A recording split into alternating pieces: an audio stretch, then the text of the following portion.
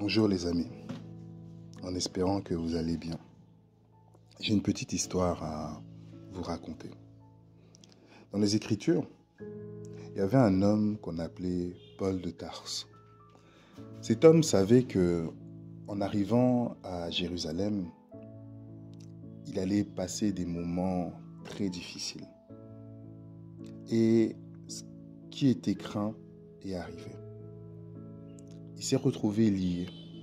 Il s'est retrouvé en prison. Ses ennemis avaient réussi en fait à l'emprisonner. Ses ennemis avaient réussi à le tenir en bride. Mais on va se rendre compte dans cette histoire que ça ne s'est pas arrêté là.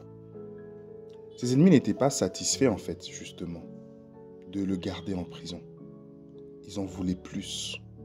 Ils voulaient sa mort.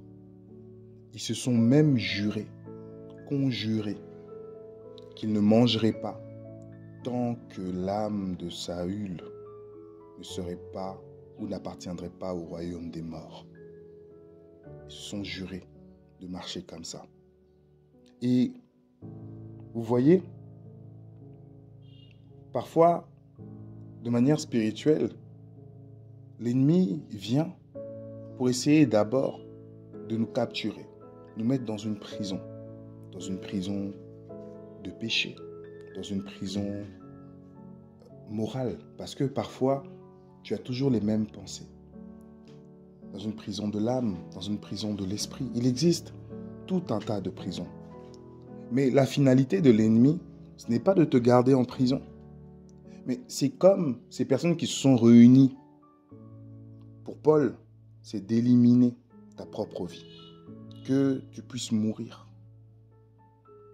Et lorsqu'on est sur cette terre, la Bible nous dit que nous sommes des pèlerins, nous sommes des passagers. Mais on ne doit pas oublier que la guerre, elle n'est pas contre la chair. La guerre, elle n'est pas contre le sang. Mais qu'il y a des esprits méchants, des principautés, des entités qui ne veulent pas nous voir sourire, qui ne veulent pas nous voir être heureux, qui ne veulent pas nous voir être épanouis, mais surtout qui ne veulent pas que nous puissions marcher dans l'héritage du nom de Jésus. Et surtout, encore plus, dans ce qu'on appelle la bénédiction. Est-ce que vous savez ce que c'est la bénédiction? La bénédiction, en fait, ce n'est pas quelque chose forcément de matériel, mais c'est la communion avec Dieu. C'est ça la bénédiction. La racine même du mot bénédiction, c'est en fait la connexion avec le Très-Haut. Et ça, c'est le précieux que eux-mêmes ont perdu. Ils n'ont plus de connexion. À partir de là où ils n'ont plus cette connexion, ils n'ont plus de paix. Et pour cette jalousie et pour cette haine, ils nous vouent une guerre. Une guerre sans repos, sans répit. Je viens nous encourager chacun de nous. Non pas à baisser les bras, mais à se dire que oui, effectivement, le Seigneur nous envoie comme des brebis au milieu des loups. Nous ne sommes pas dans un environnement propice à notre épanouissement. Mais le Seigneur veut notre épanouissement. Et prions les uns pour les autres. Aidons-nous les uns pour les autres. Exhortons-nous. Nous ne sommes pas tous les jours d'accord.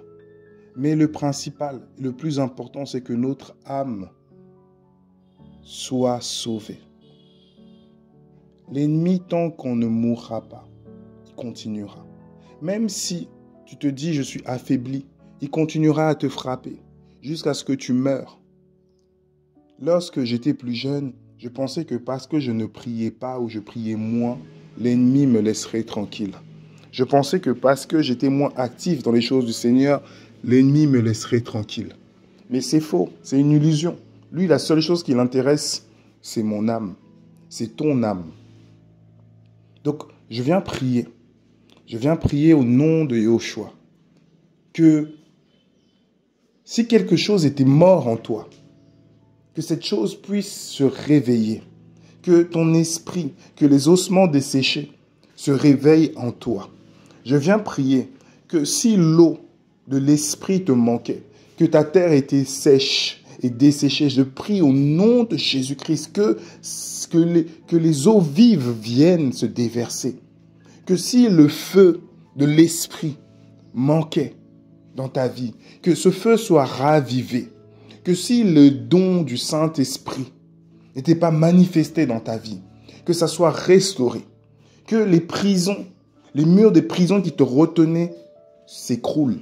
Que les portes qui te tenaient, avec tous les gardes, puissent tous être dans une confusion.